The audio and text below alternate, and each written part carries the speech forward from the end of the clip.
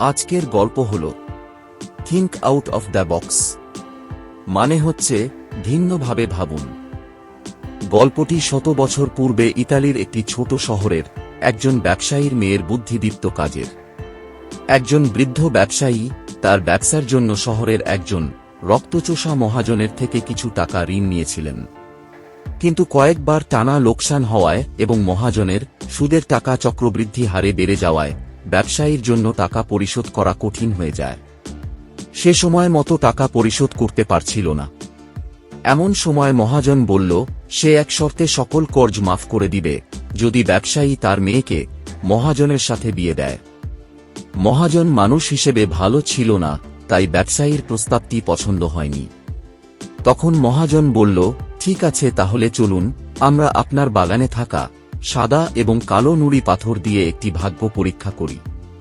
আমি এই বাগানের পাথুরে রাস্তা থেকে একটি সাদা এবং একটি কালো পাথর নিয়ে একটি ব্যাগে রাখব। সেখান থেকে আপনার মেয়ে একটি পাথর তুলবে।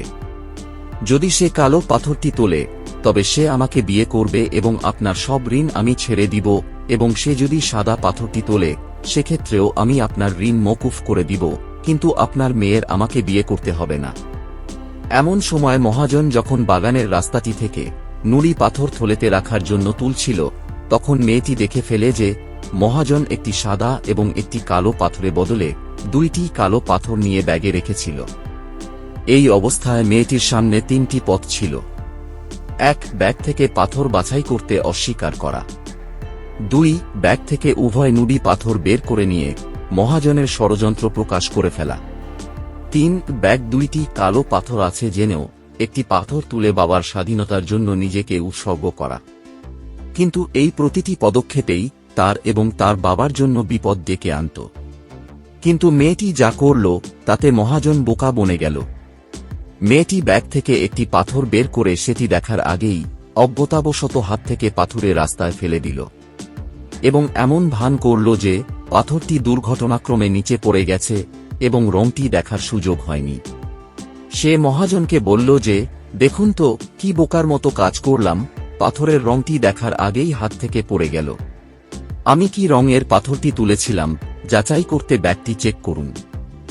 ব্যাগে যেহেতু দুইটি কালো পাথরই ছিল, তাই মহাজনের শর্ত মোতাবেক পড়ে যাওয়া পাথরটি সাদা হওয়ার কথা। এভাবেই মেয়েটি এবং তার বাবা মহাজনের ছল চাতুরি থেকে রেহাই পেল।